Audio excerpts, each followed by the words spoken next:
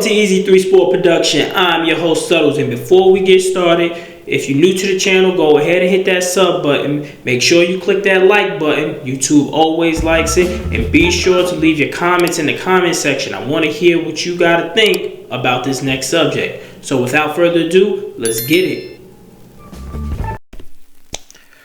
Well, that game went exactly the way almost all Giants fans thought. The San Francisco 49ers is just a way more talented team. They are way more advanced in every metric against this Giant squad. We was just overmatched. San Francisco 49ers beat the New York Giants 30-12, and it wasn't even close. They dominated time of possession. They dominated the run game. They dominated the pass game. Anything the 49ers wanted to do, they were able to do. And you can't be mad at the Giants because this game was already looking like that. It was everybody predicting that it was going to be a blowout. Now, I didn't think it was going to be a blowout. I knew that they were going to lose by double digits. I just wanted to see a good effort put forward. And it's really tough to put that effort forward when you really ain't got the dogs in the race. Like, the entire offensive line were mostly backups. And then we seen Evan Neal, who is going through it this season. At the beginning of the season, he ends up twisting his ankle. And it's just more injuries just piling on the defensive end. Banks got injured. Adoree Jackson left for like a little bit. It's the New York Giants is being bit by the injury bug this early part of the season, and this is the time that we're actually facing all of the good teams, and it's not looking good. It's not looking good. Now, for Daniel Jones, he only had 137 passing yards, one interception, popped up in the air, free ball in the middle of the field. What are you going to do about it? And for the people that's really out here saying, he should have went down. They should have went downfield a lot more. They never took any deep shots. Well, it's hard to take deep shots when you only got a second and a half, 2 seconds to actually read the field and actually get the ball out of your hands.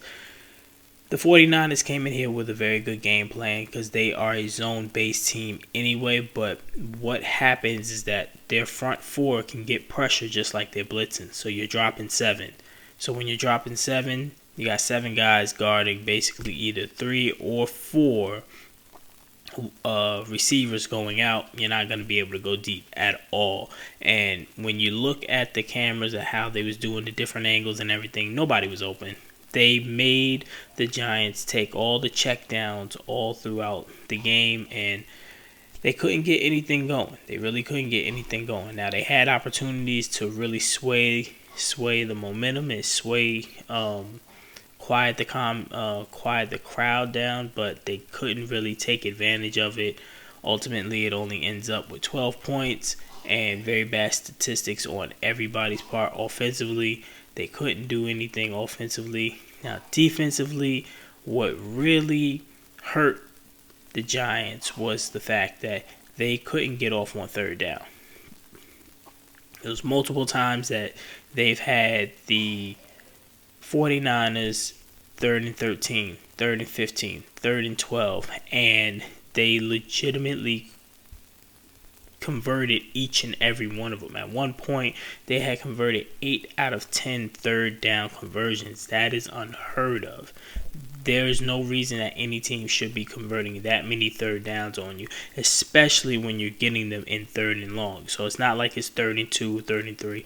They're getting them in 3rd and long, and they continuously keep on making these third down conversions, staying on the field, time of possession, defense getting tired. It's eventually going to happen that the floodgates are going to open. Now, it really didn't open. It just consistently just kept getting worse and worse and worse because the defense couldn't do anything about it. Defense couldn't do nothing to the 49ers at all. But if you want to look on a positive note, here's a positive note for all of y'all that was calling Kayvon Thibodeau a bust. He had 3 tackles and he had a sack. So, be happy about that. Now, I'm going to have a video coming out on Kayvon and Evan Neal because in my belief, I don't believe that us as Giants fans really looked at a broad scope at what their games actually are and just expected them to be something that they are not. Especially Evan Neal, because I had a whole rant about him when we drafted him and a whole rundown of the problems that he had, and now they're really appearing. As for Kayvon, I've always wanted him, but he's not Micah Parsons.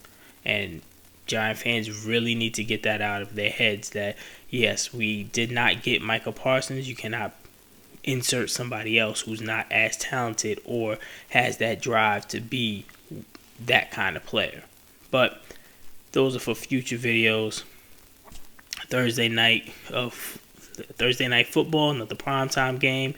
Danny goes down, only one win in about 12 tries for a primetime game. He needs to get this monkey off his back, but it ain't going to be tonight. They ended up losing 30-12. And now if you stuck this long in the video, go ahead, hit that sub. Always hit that thumbs up. And until next time, I'm out.